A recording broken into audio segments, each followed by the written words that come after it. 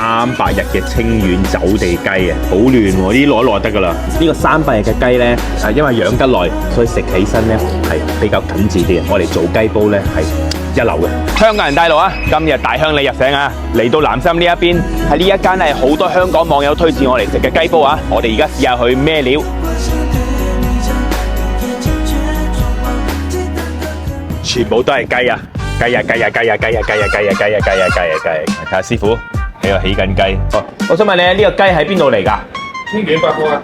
清遠啊，係幾多日㗎？300日。即係總之300日就要殺㗎啦喎。係啊。有咩特別啊？呢個300日嘅就呢個雞。佢夠老夠身啦。食起身啲肉就脆嘅。M5 澳洲和牛牛板叫我29.9嘅，30蚊都唔使喎，哇！梗係要點啦。M9 澳洲雪花和牛啦，海膽海鮮炒飯啦，同埋呢個鮮石盒清遠走地雞煲啦，一共點咗8樣嘢啊，403蚊啊！我睇到呢個無花果雞煲118蚊一份喎，好似都幾出名喎。下次你過嚟食咗之後話俾我聽好唔好味啊？香港人中意食啲嫩口啲嘅、滑啲嘅、脆卜卜嗰啲雞啊！我講係食嗰啲啊，唔係去叫嗰啲啊。3年散養300天嘅清遠走地。哇！原來呢個鮮石盒咧就係咁樣整嘅喎，中爛去之後就倒落去嘅喎。這個是全部都是從哪裡來的？雲南啊。我知道廣東人食雞咧係好嚴格嘅，我唔係專業人士，我淨係講我自己嘅感受先啊。好嫩喎，呢啲攞一攞得噶啦。300日嘅清遠走地雞啊！呢個咧頭先我撈咗佢秘製嗰個雞醬。呢個300日嘅雞咧，因為養得耐，所以食起身咧係比較緊緻啲嘅。我哋做雞煲咧係一流嘅。哇，好有雞味啊，同埋好脆啊！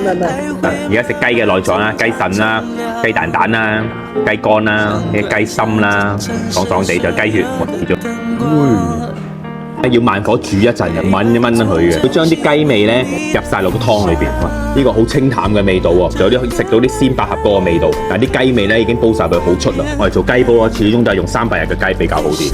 你哋中意食幾多日嘅雞咧？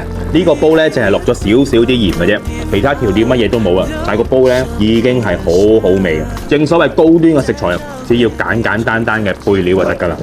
哇！用雞湯嚟食黃牛，我真係未食過喎。索晒啲雞汁個味啊，雞湯嘅味道，正喎呢個。到呢個 M7啊，我哋一個個緊級上去啊。牛肉味啊，比 M5好啲。哇！你睇呢個 M9，一睇就知係零舍不同啊，啲紋路係好啲啊，掉落去啦。一入口即肉嘛，個級數高啲，真係唔同啲。海膽海鮮炒飯啦。呢個九塊9的木桶豆花，好，第一次見到豆花係咁樣食咯。好食喎，幾滑喎豆腐花。除了雞煲，他們這邊的烤雞也很好吃。佢哋呢度啲雞咧係用荔枝木嚟烤嘅，係現場即烤嘅，玻璃皮嘅感覺啊，油脂逼晒出嚟啊，外脆內嫩啊！我哋5個人嚟食嘅，哇，個個都食到捧住個肚啊！我啊覺得好抵㗎啦，咁大家覺得深圳仲有邊一度好食嘅雞煲，話俾我聽啦，喺留言區，下集更精彩。